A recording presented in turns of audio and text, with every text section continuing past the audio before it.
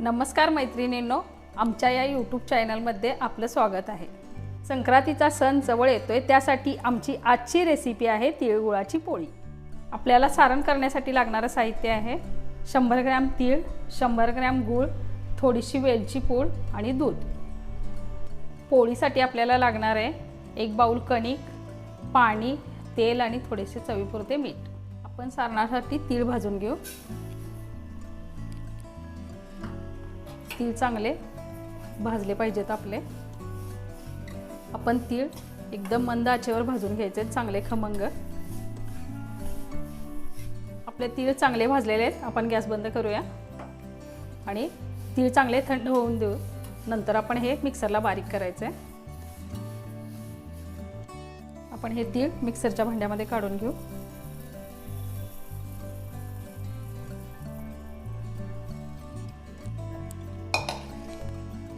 त्या तिळामध्ये गूळ घालून घेऊ आणि हे मिक्सरला बारीक वाटून घ्यायचं आपल्याला।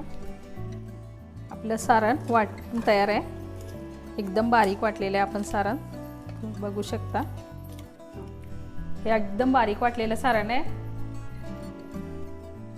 त्यामध्ये आपण वेलची पावडर घालूया आणि 1 चमचा दूध घालूया। हे व्यवस्थित मिक्स करून घेऊ। आणखी दूध लागलं तर आपण थोडंसं घालायचं आहे याच्यामध्ये। आपल्याला आणखी थोडंसं दूध लागतंय, आणखीन 1 चमचा दूध घालू आपण याच्यात।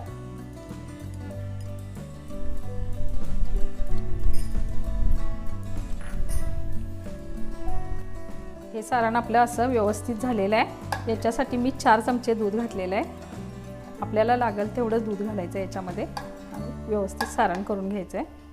आता आपण पोळीसाठी कणिक तयार करूया। पोळीसाठी आपण कणिक मळून घेऊया। त्यामध्ये चवीपुरतं मीठ आणि पीठ व्यवस्थित मिक्स करून घेऊ। त्यामध्ये आपण 2 चमचे तेल घालूया।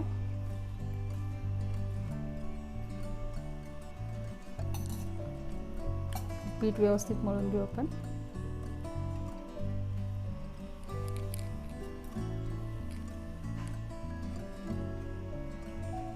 पिठामध्ये थोडंसं पाणी घालायचं आहे।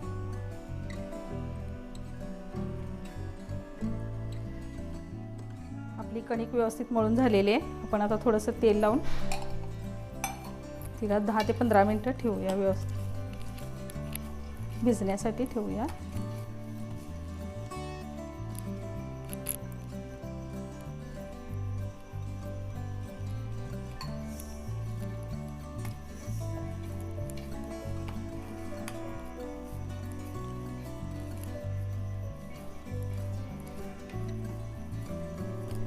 एवढी कणिक मळण्यासाठी मला हे फुलपात्र भरून पाणी लागलेलं आहे। आता आपण हे 10 मिनिटं कणिक साईडला ठेवून देऊ आणि नंतर आपण याच्या पोळ्या करू। आपण पोळी लाटायला घेऊ। त्याच्यासाठी गोळा व्यवस्थित करून घ्यायचा आहे।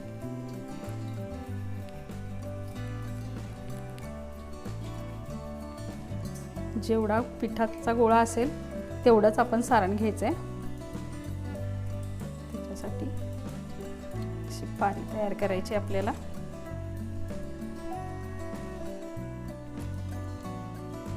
हे असं आपण पिठाच्या गोळ्याची पारी तयार करून त्यामध्ये आपण सारण भरून घेऊ। असा सारणाचा गोळा झाला पाहिजे आपला। हे तिळाच्या सारणाचा गोळा आपला असा तयार झाला पाहिजे। नंतर आपण पूर्ण गोळा तयार करून घेऊ।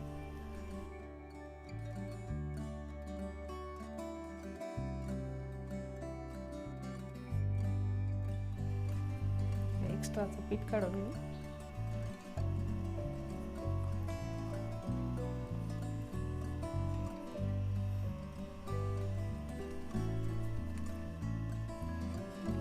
हे पीठ लावून आपण व्यवस्थित लाटून घेऊया पोळी।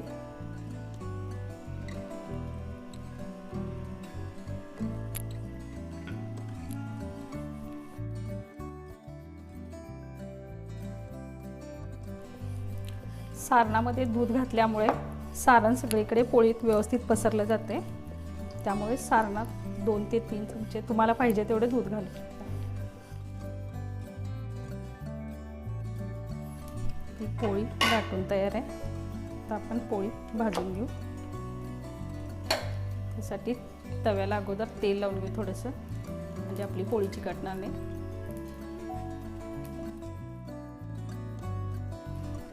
पोळी आपली टाकून घेऊ।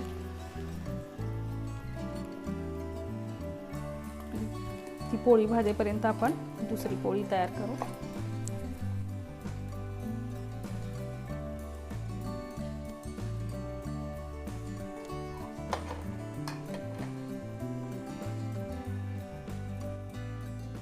पोळीला व्यवस्थित तेल लावून घेऊ आपण।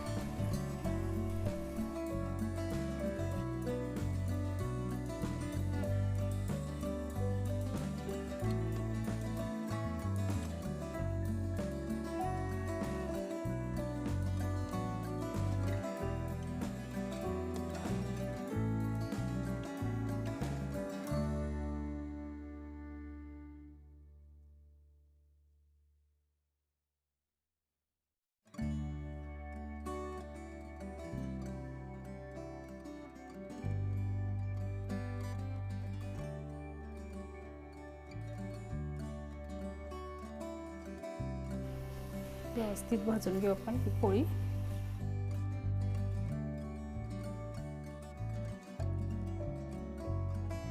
तिळाची पोळी व्यवस्थित भाजलेली आहे।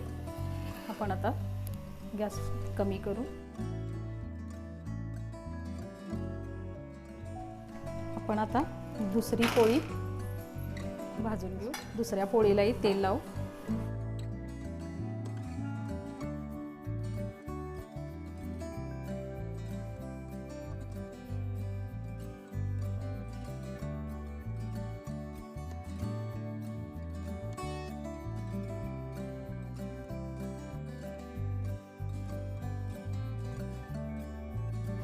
सारण व्यवस्थित केल्यामुळे पोळी अतिशय छान होते आणि फुगतेही, अशी टमटमीत फुगते पोळी।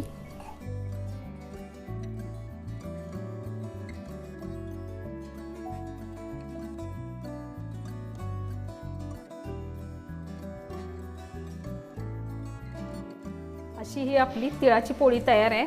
तुम्ही बटर बरोबर, तुपाबरोबर, दुधाबरोबर कशाबरोबरही खाऊ शकता।